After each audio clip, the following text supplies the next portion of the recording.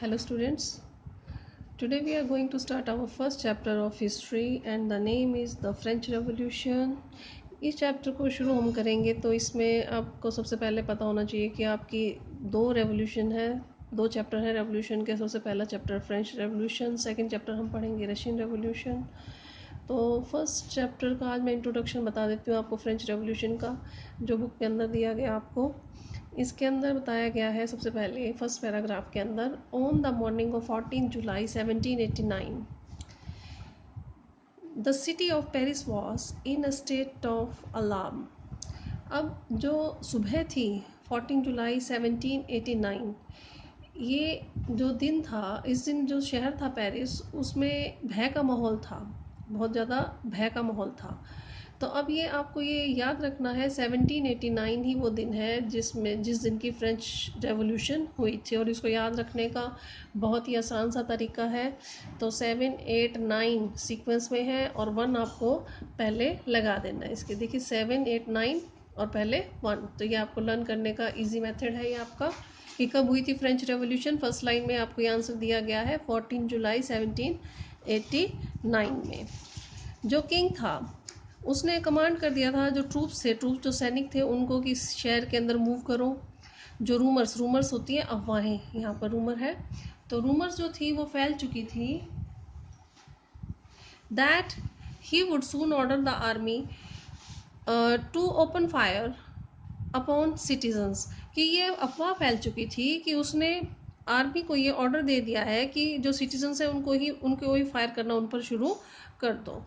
Some 7,000 men and women gathered in the front of town hall. Town hall जो शहर का एक centre में बना हुआ था, टाउन हॉल, जहाँ पर ये 7,000 के आसपास जो मैन और वुमेन थे वो वहाँ पर इकट्ठा हुए और उन्होंने क्या decided to form people's militia, भाई लोगों की हम अपनी जो मिलिट्री है वो बनाएंगे। They broke into a number of government building in search of arms.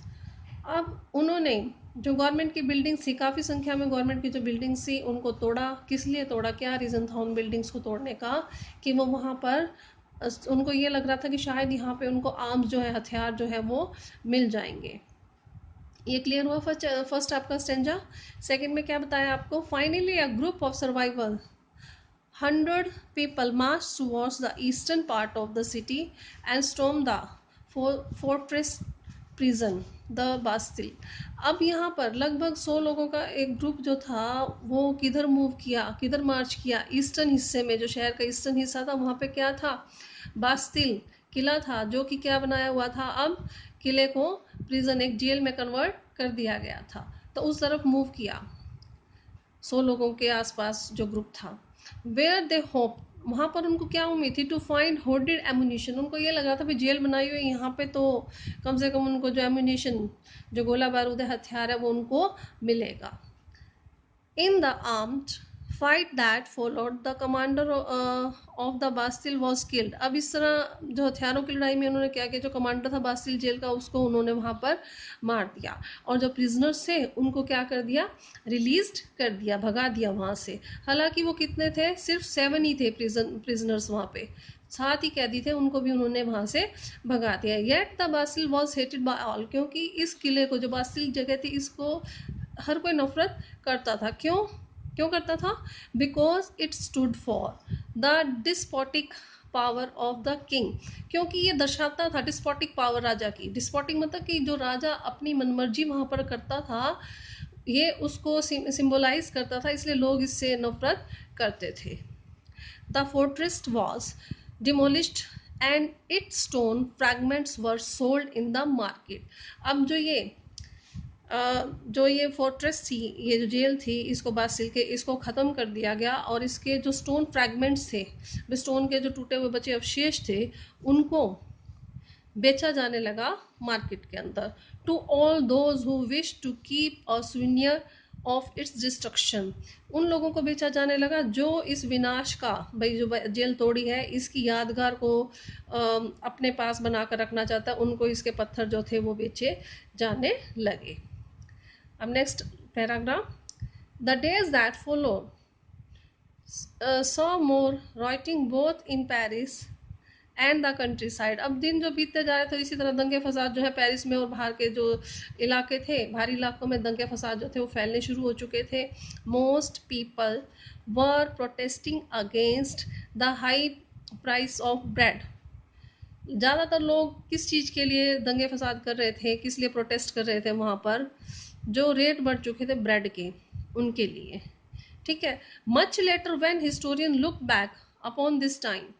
अब जब हिस्टोरियंस पीछे देखते हैं भाई समय में क्या क्या घटनाएं हुई थी, they saw it as the beginning of chain of events.